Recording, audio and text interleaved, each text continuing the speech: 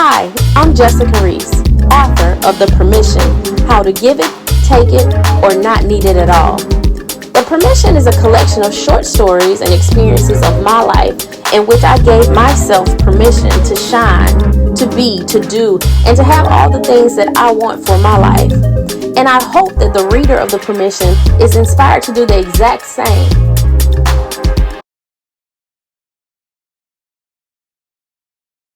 Dr. Kerry-Ann Zamore, how are you today? I am wonderful. I am absolutely wonderful. How about you?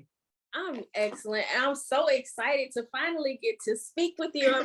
I've read and heard so many amazing things about you. So I was very, very excited to get the opportunity to speak to you and introduce you to some of my followers and listeners, and for you to kind of share some of your insight in a couple of things. So let's get started. So first of all, I always get bios from people, and of course it lists all of their accolades, who they are, what they've done, but sometimes it doesn't necessarily say or give the effect that you want other people to know about you. So I want you to introduce yourself with what's important for you that you want other people to know about you. Oh my gosh, but you can't be, let me tell you, but you can't be so humble. You got to tell people how great you are now. You got to ring your bell a little bit. And so I always say, like, this is me. What you see is really what you get. I'm a very transparent person.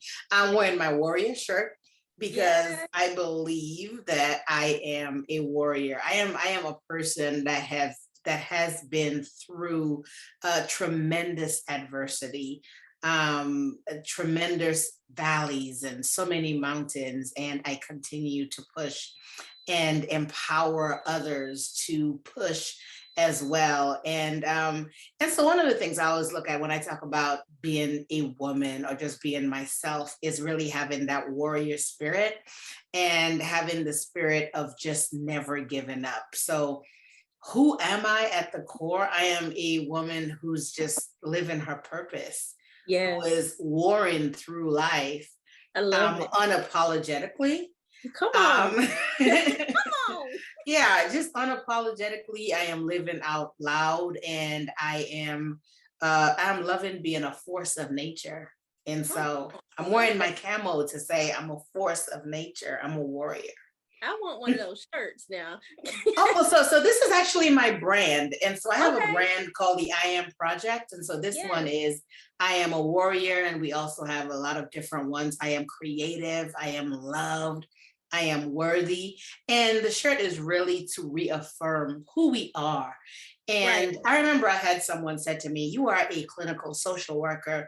You're a university professor. You are a filmmaker. You are a playwright, you're an author, you're a speaker. Like, what, what are you? Why do you have to do all of this? Which one are you? Which one do you want to be? And my response is, I am all of them.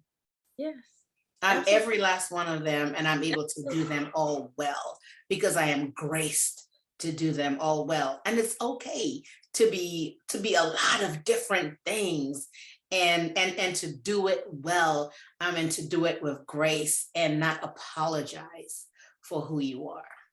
I love I'm all of those things. I love that. And the thing is, like, who are you to be that? Who are you not to be that? Who am I not to be, right? Gifts and abilities and skills to inspire and touch other people. Who are you not to be? That would be selfish for you to hold those gifts to yourself and not share them with the world. That would be selfish. So we are here today because I wrote a book. My first book is called The Permission, How to Give It, Take It, or Not Need It at All. Thank you.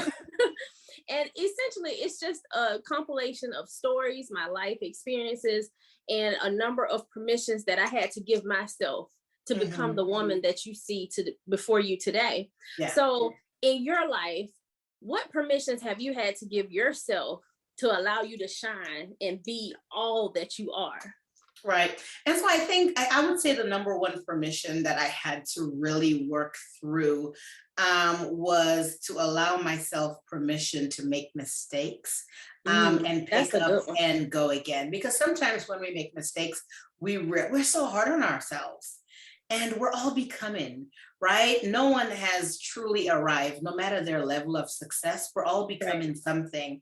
And it's truly up to us to determine who and what we become. And so give yourself permission to make a mistake. Give yourself permission to start over several times again, and forgive yourself when you didn't get it right, or you trusted the wrong person, or you didn't listen to your gut, you didn't trust your gut. And because we are so easy to give grace to other people, and people who don't necessarily deserve our grace, but we're not really okay with giving ourselves grace. And so that's one of the things I would say. Why do you think that is? Why is it so hard for us to give ourselves grace and allow ourselves to make mistakes and not be perfect? And like you said, we give everybody else all the space to make mistakes and be human. Why are we so hard on ourselves? So, so I have two answers. I have the life experience answer, and then I have the clinical answer. And I'm just going to merge both. Yes. I'm just going to merge both for you and tell you that. Well, you are uniquely qualified to do that. Right. So I think it's societal pressure, right? And I say it, so I'm going to speak particularly to my wheelhouse, which is Black women. So I would say this is particularly for Black women, because when you think of the saying, the strong Black woman, right, it has a positive as well as a negative connotation, because that strength means that you can carry everything. You can be dumped on. You can be passed over. You can not love yourself. You're not expected to break. You're not expected to have those moments of weakness.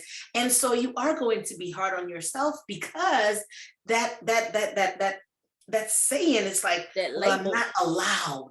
I can't give myself permission to be vulnerable, permission to make mistakes, because I'm supposed to be the strong person, the strong Black woman. And so I would say that's one of the reasons.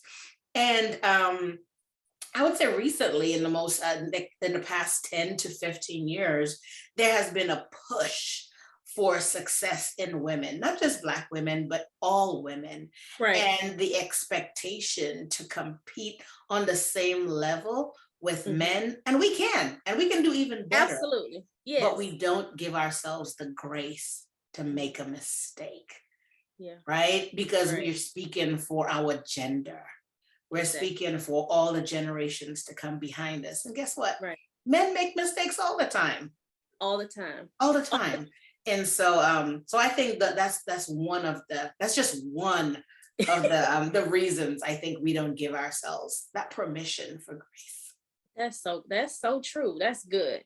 Yeah. So, I mean, in your line of work, being in social work, what are some of the permissions that you see that you would like? Why is it important for women to give themselves permission to go, to do, to start, to try, to possibly fail? Why do you think that's important for women to give themselves permission to do those things? Yeah. And I think, because historically, women have always been left behind in the economic gap, talk about the salary gap, and we see the rise of women right now. But then there's also the pressure, to have children and be a wife. And then there's the expectation of balancing both, right? Or giving up one for the other. And so I would say the push is, why can't we do both? Why can't we be great at both? Because we don't necessarily expect men to say, okay, men get married and they have kids and they still manage their careers, right? And we can do the same. We just have to be able to support each other. So one of the things that I speak to is professional women who have attained these high salaries and these high positions. When you see other women coming along, trying to be exactly where you are, and they are struggling because they have younger families, right? Or they are they are getting married. Allow that grace for that sister, because you know what it is, even though you yourself may not have children, but you understand that there's a balance that we are fighting. And so to me, it all comes down to sisterhood. the Yeah. ability to really push each other, champion each other, cheer for each other, um, and really encourage each other to be our best versions of ourselves. Are we there yet? Not really, but I see small gaps. I see Yeah. small gaps in small populations, small communities that cheer each other on. Yeah, absolutely. Yeah. So, of course, like I said, my book is The Permission, and the message that has been laid on my heart is to empower women to give themselves permission to do, go, start, whatever. But, you know, all of us are given different messages that we're supposed to send out into the world. What is on your heart? What's on your spirit that you would like to share with my listeners, my followers, regarding what's special to you? Oh my The God, message what's that's special to inside you? of you. Yeah. I think as women, we don't know how to truly love ourselves, right? Yeah. There are different, I would say it looks like we're loving ourselves. And when we talk about self-care, we talk about, getting made up, getting your hair done, getting all of that stuff. But is that really self-care? That's external. And so when I say give yourself permission to really dig deep, to really go deep into emotions of who you are, really trace some of the deep hurts that are holding you back from having genuine relationships, genuine friendships, from really becoming your true self and walking in your purpose. Because one of the things when we have traumas, and those traumas have affected who we actually become, it doesn't give us permission to be our full selves. And those traumas can be anything, and it can manifest in how we look at ourselves, whether it is excessive weight gain, or just your negative talk. Right, that negative talk comes from somewhere. And there are a lot of skinny, unhealthy people. So just because somebody's skinny doesn't mean that they're unhealthy. True. So unhealthy habits, that's what I would say that we have, and really identifying. So when we say self-care, giving yourself permission to truly love yourself by truly caring for yourself, not the superficial, how I look, how much money is in my bank account, or what my social status is, but really who am I in here on the inside? If I take everything away, take the weave out, take the eyelashes out, pop the fingernails out, and I have to sit in the mirror and look at my bare, naked, natural face, with nothing else on, do I still love me? Right? Do I still love who I am? If I take everything else away and I'm just left with me, do I still love me? Am I true to myself? And I think that's one of the things that we really have to challenge ourselves to do, and give ourselves permission to release hurts, to release childhood traumas, so that we can grow to really, really be who we are meant to be. And that happens when you love yourself, because when you love yourself from a deep place, it doesn't matter who comes, it doesn't matter who goes, it doesn't matter. You can walk out the house with makeup. I don't wear makeup every day. Or not. Right. I don't. I mean, and I feel comfortable going on any platform with just my bare washed face. And I wasn't always there. There was a time where I had to take the trash out, and I had full face of makeup to take the trash out. And so it really had to come to a place like, who am I? And that's one of the things that I challenge, do you just love you? Right. I love that. So that's the thing. Give yourself permission to truly get to know who you are and love that person. That's timely. That's so timely. Well, I mean, you've done so much already. What's next for you? What is there left for you to do? What else? There's so much. There's so much left to do. There's so much left to do. I have an amazing mentor, and whenever we talk, one of the things, because every time I see what she's doing, I'm just like, oh my God, you're so incredible. And she says, when I die, I want to die with nothing else left. Die empty. Yes. Yeah, I want to die. And I think that's where I am, because I have not always truly lived my purpose. I would say I began living my purpose intentionally about 5 years ago, little under 5 years ago. So although I have accomplished a lot, there's still so much that I know that I still haven't tapped into. And so I see my name on billboards. Okay. I see my name and my face on billboards. I do too. I would love to do, I would love my stage plays to be global, right? I would love my stage plays to be global, my films, speaking engagements, international speaking engagements, Yes. where I can really speak to the heart of women, young women in particular, and then women who have experienced a lot of trauma, really trying to get them to the point of healthy, and really changing the mindset of who we are so we can truly become who we are intended to be as women. So that's my goal. I love it. We have to stay connected. Oh my gosh. We have to stay connected. So how can other people get in contact with you? How can they order your shirts? How can they stay plugged into what you're doing and your message and help you get your word out? Yes, ma'am.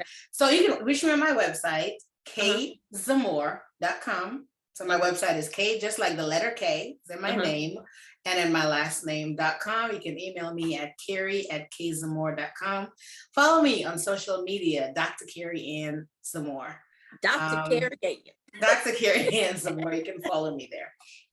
Okay, well, I truly appreciate you taking a little bit of your time today to just chat with me. And I am so excited to get this out. You're an amazing woman. And I just hope and pray that we do. Well, I know we will stay connected. And this will not be the last time we speak. Okay. Yes, ma'am. Thank you so much for having me. Thank you so much. Have a good evening. All right, then. Bye-bye.